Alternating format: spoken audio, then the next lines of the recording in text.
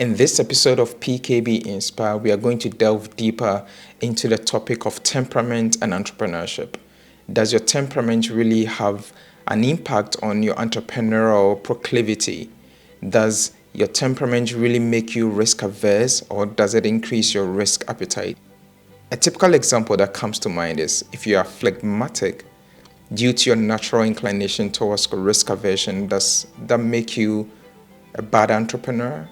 Or for example, if you're choleric, does that mean you are unable to work in a team setting to achieve a collective goal? These are some of the questions that I'm going to pose in this episode of PKB Inspire. And I believe that we can harness the strengths and weaknesses of the types of temperaments in order for us to advance our cause and our vision as business owners. Stay tuned.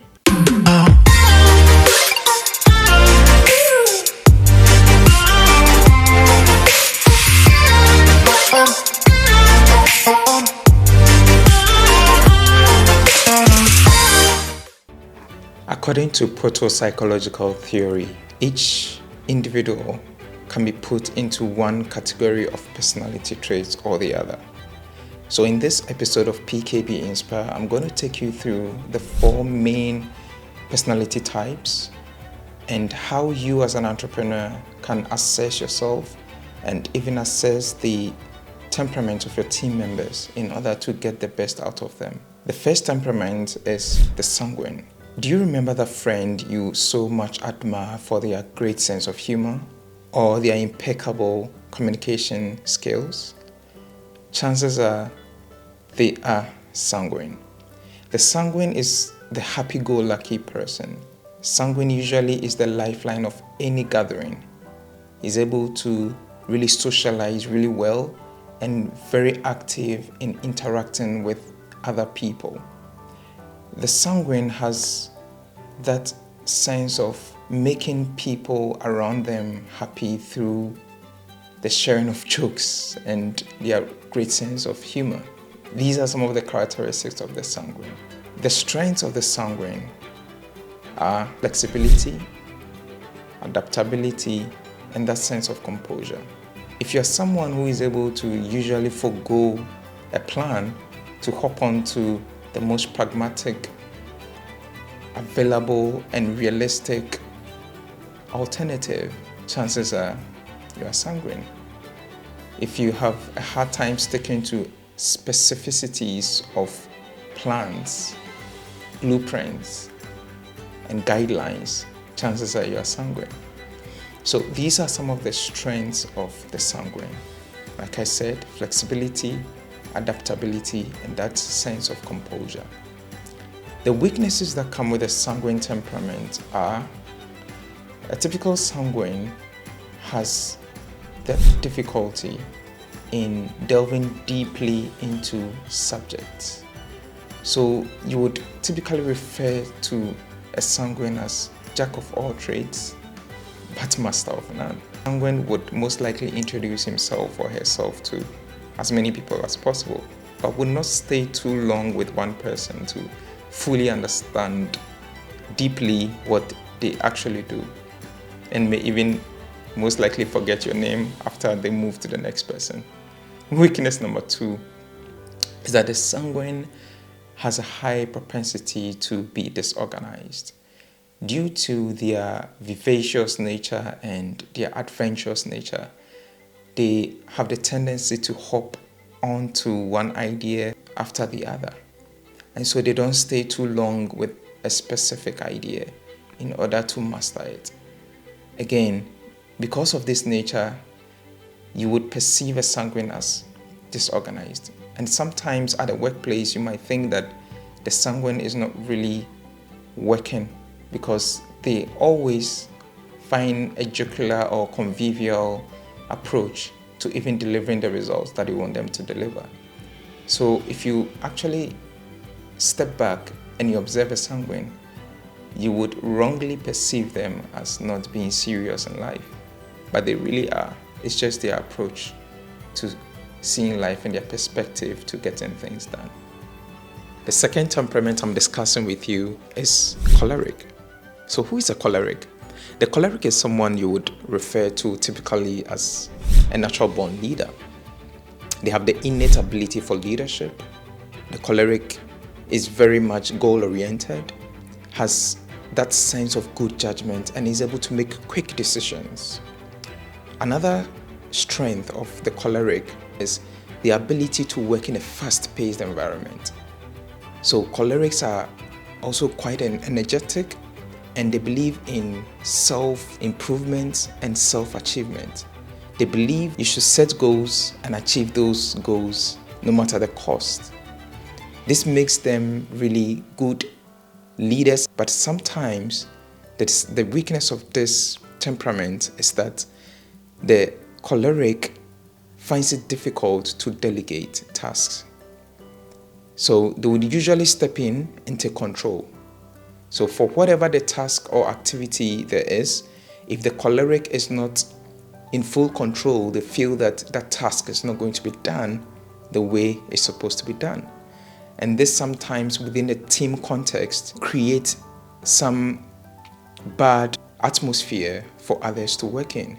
And if you're watching this and you feel that you're a choleric, sometimes you realize that cholerics would get a job done, but with a lot of collateral damage. A very natural born choleric wouldn't mind stepping on a few toes in order to get a job done. So 3 things to watch out for as a weakness is that cholerics can come across as autocratic, as domineering, and sometimes they come across as people who don't really care for the feelings and emotions of other people. All they care about is there's a goal, there's a task, and that task has to be done.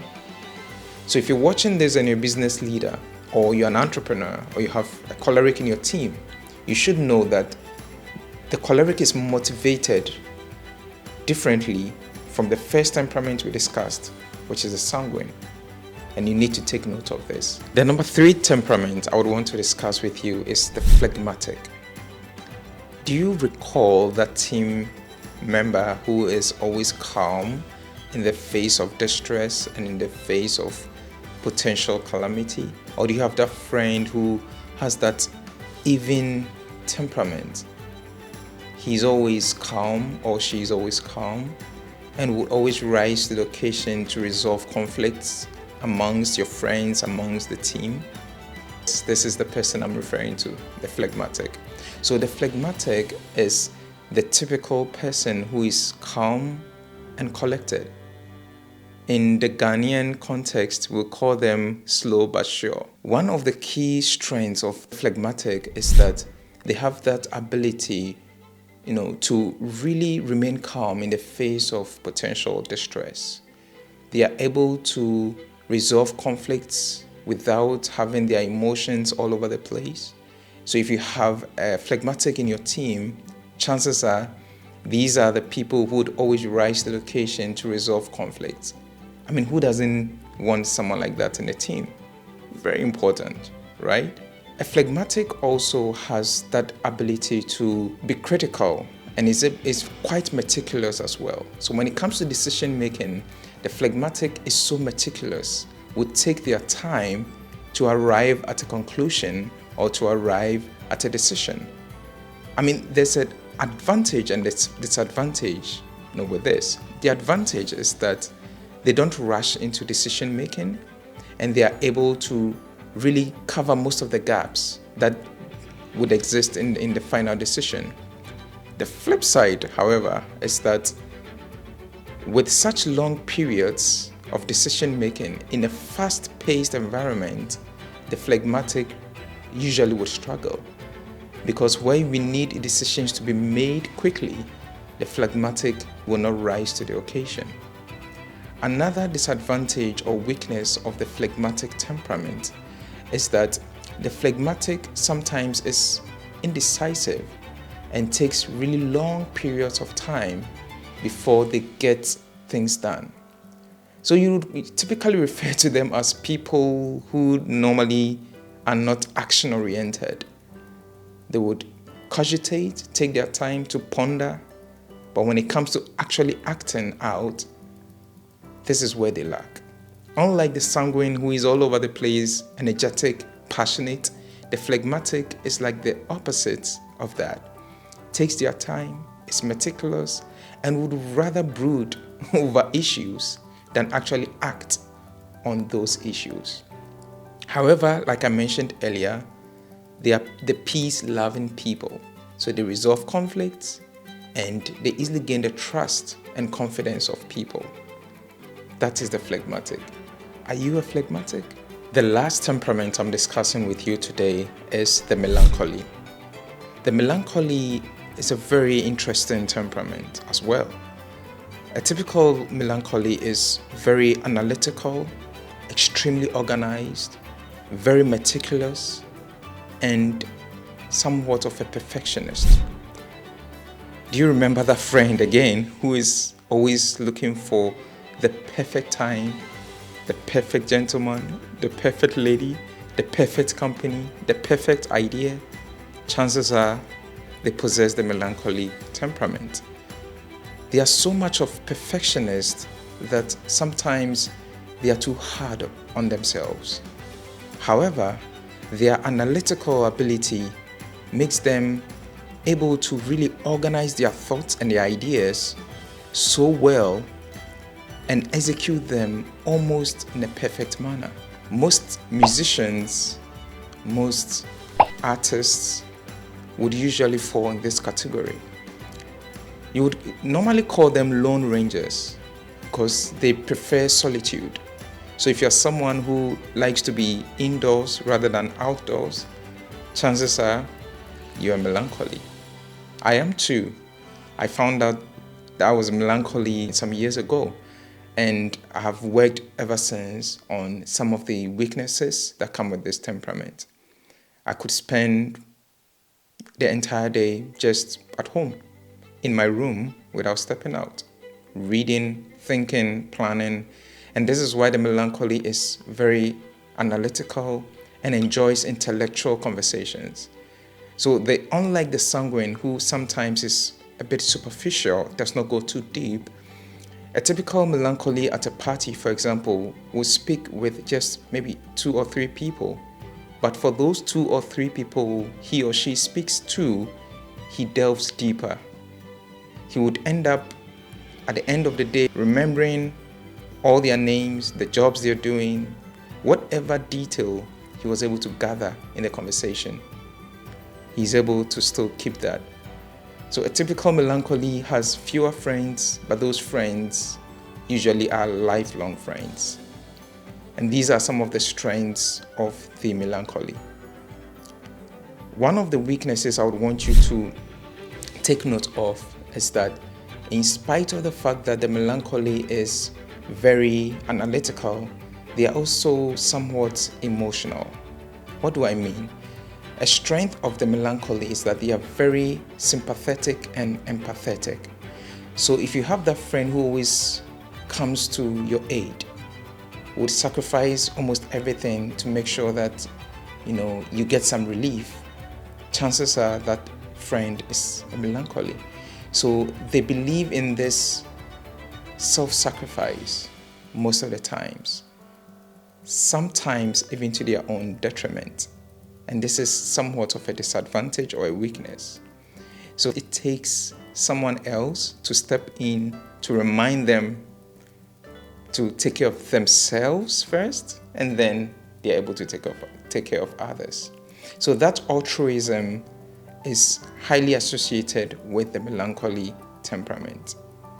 They are analytical, they are creative, they are meticulous, they are empathetic, but sometimes they get a bit over the board with their emotions. Being too meticulous as a melancholy also means that the decision-making process is a bit slow with a melancholy. Are you a melancholy like me? Comment below. Let me know from this discussion what kind of temperament that you think you possess. To wrap up the conversation on temperament, I want you to take note of these 3 points. First of all, you usually would have more than one temperament being predominant. But there is always that specific one that always pops up every now and then. Also, you as an entrepreneur, you are largely influenced by your temperament in your creative process. Your ability to even invent, your ability to come up with new, exciting ideas is largely influenced on your personality and your temperament. Number 3, if you're a business leader or you're a team leader or even an entrepreneur trying to build a team for your idea, you must first of all understand your temperament, your strengths, your weaknesses, and then understand how you are going to make up a team that wins. A team that wins is made up of different people with different skill sets, different temperament, and different personalities. Of course, there would be conflict, but that is expected. As you try to build a team, understand what incentivizes your team. Each member of the team, based on their personality and temperament, is motivated differently. So you need to understand this as a business owner or as an entrepreneur. This is absolutely crucial. I do hope this episode of PKB Inspire has been of benefit to you. Please put down in the comment section what you think your predominant temperament is. Until then, catch you on the next one.